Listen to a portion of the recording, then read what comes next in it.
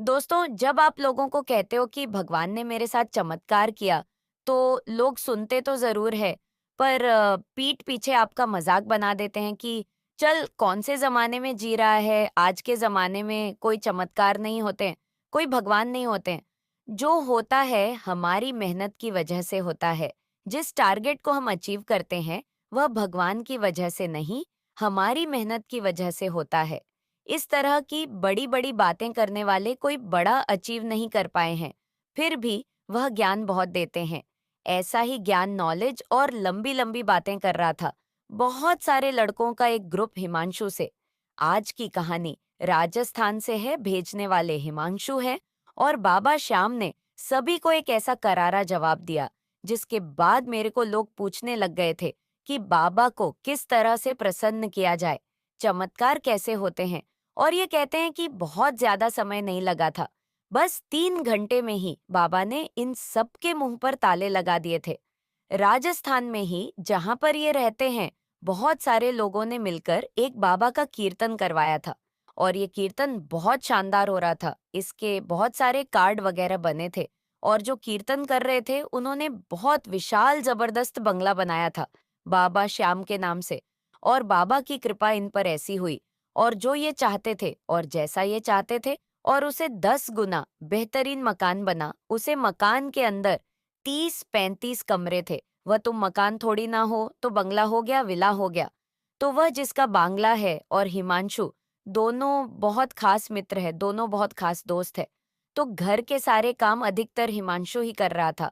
अपने दोस्त के साथ में किसी को बुलाने जाना है, खाने का देखना है, बाबा की चौकी कहाँ पर लगेगी, पंडाल कैसे बनेगा, कैसे क्या होगा। एक तरह से हिमांशु भी घर का बेटा ही है और बचपन से दोनों दोस्त साथ में हैं। हिमांशु का कोई मजाक बना था। थोड़ा तो इसका जो दोस्त है, सूरज, उसको अच्छा नहीं लगता था और वह हर बड़ी मानसून से कहता था, मेरी तू बहुत सारी बातें मानता है ना, तो ये भी मन की इन लोगों से किनारा कर दे, जब ये लोग तेरे लिए और बाबा के लिए बुरा बोलते हैं ना, तो मुझे थोड़ा अच्छा नहीं लगता। इन पर बाबा की कृपा भी होगी, ये बाबा पर विश्वास तो करें। तो इसने ऐसे ही बोल दिया, आज नहीं तो कल बाबा पर हर किसी को विश्वास होगा। और ये तो बाबा का चमत्कार है कि इन जैसों के साथ रहने के बाद भी हम अपना दिमाग चेंज नहीं करते और बाबा को हम आज भी उतना ही प्यार करते हैं। खैरियत, दोनों अपने काम में लगे हुए थे। अच्छे से तैयारी हो रही थी और शाम को 5 बजे से एक कीर्तन शुरू होना था और रात को 11 बजकर 12 मिनट बजने वाले थे। होता क्या है कि यही वहां यहाँ पर वहीं लड़कों की मंडली आई, लेकिन इस बार इनको सपोर्ट इनके बेकार के ओपिनियन में उनकी फैमिली भी कर रही थी। कीर्तन शुरू होने से 15 मिनट पहले की बात है। सूरज ने एक छोटा सा किस्सा अपना शेयर किया था और हिमांशु उसके पास ही खड़ा था। और सूरज ने बताया कि कैसे हमारी फैक्ट्री में एक बहुत बड़ा नुकसान होने वाला था, लेकिन बाबा ने ऐसा चमत्कार किया कि हमें नुकसान भी नहीं हुआ। और जिनके साथ समस्या हो सकती थी और वह काका भी बच गए और कोई प्रॉब्लम नहीं हुई। लोगों ने, बहुत से जो विश्वास करते थे, उन्होंने तालियां बजाई और कुछ लोगों ने शुरू कर दी। सूरज ने कहा कि मैं कई बार ये चीज नोटिस कर चुका हूँ। आप लोगों को प्रॉब्लम क्या है? आप बाबा के कीर्तन में आए बैठे हो, उसके बाद भी आपको विश्वास नहीं हो रहा। तो उन्होंने हंसकर कहा कि विश्वास दिलाने को पूरे राजस्थान में ये हिमांशु घूम तो रहा है। हिमांशु ने कहा, मतलब? तो उन्होंने कहा कि तू ही है ना, हर बार व्हाट्सएप स्टेटस पर, फेसबुक पर कभी-कभी पूरे दिन बाबा की ही गाता रहता है। तो हिमांशु ने कहा कि मैं तो पूरे दिन क्या, पूरी पूरी जिंदगी बाबा की गाऊंगा, क्योंकि उन्हीं की वजह से मैं हूँ। अरे क्या खास है उनमें? ऐसा कोई मानसून ने कहा कि आपके कहने का मतलब क्या है? तो उन्होंने कहा कि तेरे दोस्त ने मकान बनाया, तेरे दोस्त ने फैक्ट्री बनाई, तूने क्या किया है? तो मानसून ने कहा कि ठीक है, इसका अलग हिसाब किताब है। मैं कौन सा सड़क पर रहता हूँ, मकान तो मेरे पास भी है। और हाँ, यहाँ पर जितने लोग मुझे ज्ञान दे रहे हैं, उनसे थोड़ा सा बड़ा ही होगा। अच्छी नौकरी करता हूँ, शादीशुदा हूँ, दोनों बच्चे मेरे स्कूल जाते हैं, पढ़ाई में अच्छे हैं, बाबा पर विश्वास करते हैं, माता पिता के साथ रहते हैं, सब कुछ अच्छा है, तो और क्या चाहिए? तो उन्होंने कहा कि नहीं नहीं, पैसे की बात करें तो बाबा तुझको इतना पैसा क्यों नहीं देते जितना तेरे दोस्त को देते हैं? तो मानसून ने कहा कि हर किसी की खुशियां उसके कर्मों के साथ से होती है। मैं बस इतना कहता हूँ कि बाबा पर आपको विश्वास करना है तो करो, वरना मत करो। आप यहाँ कीर्तन में आने के बाद यह सारी बातें मत करो। तभी किसी ने हिमांशु से कहा कि हिमांशु भैया, जरा अपने स्कूटर की चाबी दे देना, मुझे कोई सामान लेने जाना है। तो उसने जेब में चाबी निकाली और दे दी। अभी यहाँ ये सब लोग आपस में बहस कर ही रहे थे। तभी वह लड़का भाग भाग आया और बोला, भैया आपका स्कूटर बाहर नहीं खड़ा, और हिमांशु ने यह स्कूटर अभी लिया था और आज की डेट में आप जानते ही हैं कितना महंगा आता है। यह बाहर गया भागा भागा स्कूटर देखने, तभी सूरज भी इसके साथ बाहर आया। ऐसे कैसे गायब हो गया? ऐसे कैसे कोई उठा ले गया? सूरज की फैमिली काफी मजबूत है, और मजबूत न भी होती तो पुलिस का तो काम है उनके सपोर्ट में आना। इन्होंने पंडाल में आकर सभी से कहा कि आपने में से किसी ने स्कूटर देखा है क्या? तो इन सभी को मजाक उड़ाने का मौका मिल गया। सबने क्या मजाक बनाया इसका किया रे? तेरे बाबा श्याम ने तेरे साथ तो नुकसान करवा दिया। दिनकर बाबा श्याम ने तो तेरा स्कूटर छीनवा दिया। और कैसा वक्त है तू, तेरे भगवान ने तेरे स्कूटर की रक्षा नहीं करी तो तेरी क्या करेंगे? और पता नहीं कैसे कैसे बोल रहे थे। इसकी आंखों में आंसू तो आ रहे थे, पर इसके पास जवाब नहीं था देने को। और यहाँ पर पुलिस आई गाड़ी, और आप सब जानते हैं कि बड़ी बड़ी गाड़ियां मिसिंग हो जाती हैं।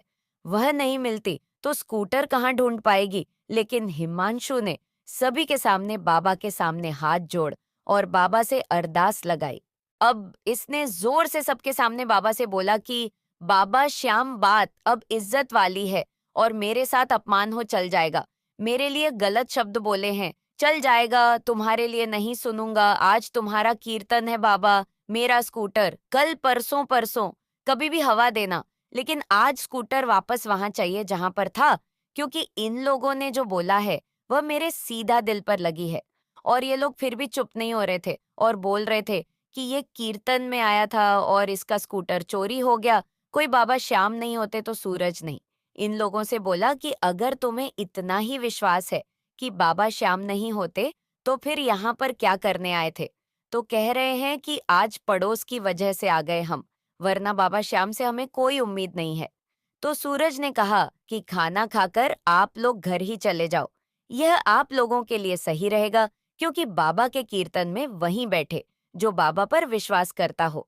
अभिमांशु की आंखों में आंसू थे और हिमांशु सूरज से कहता है कि आज मेरा विश्वास डगमगा रहा है। इन सभी लोगों ने जो शब्दों के तमाचे मेरे चेहरे पर मारे, इसके निशान नहीं हटेंगे। इन्होंने मेरे बाबा को लेकर जो बोला है, मेरे पास उसका जवाब नहीं है। मैं कुछ नहीं कह पा रहा है। पुलिस वाले आए, यहाँ पर कुछ लिख लिख कर चले गए। और कीर्तन शुरू होने से 10 मिनट पहले उन लोगों ने फिर से इसका मजाक उड़ाना शुरू कर दिया।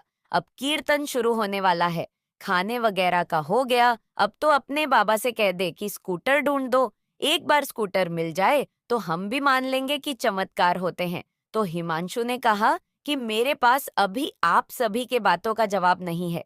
जवाब देने वाला वह सामने बैठा है जिसे खाटू श्याम बोलते हैं। और हाँ, कीर्तन खत्म होने से पहले तुम्हें तुम्हारे जवाब जरूर मिलेंगे। और कोई भी कीर्तन पूरा होने से पहले हाथ जोड़कर विनती है, कहीं जाना मत। तो कुछ लोगों ने कहा कि ठीक है, अगर कीर्तन खत्म होने से पहले तेरे बाबा ने कोई चमत्कार कर दिया तो हम हर जगह जा जाकर बताएंगे कि बाबा श्याम चमत्कार करते हैं, और हर महीने इस गली में कीर्तन होगा, भले ही हम 5 को मिलकर करना पड़े। अब कीर्तन शुरू हुआ। आज की डेट में भी वहां पर हर महीने कीर्तन होता है। किसको चैलेंज कर रहे थे बाबा श्याम को? अरे पागल हो, महाभारत के युद्ध में भी वह तो श्री कृष्ण की लीला आ गई, वरना रिजल्ट कुछ हो रही होता। सिर्फ 3 बाण लेकर निकले थे घर से और महाभारत पूरी खत्म होने वाली थी। लेकिन कन्हैया जहां पर है वहां पर नीला तो होगी ही, थोड़ा बहुत साल तो होगा ही। खैर, कहानी पर वापस लौटते हैं।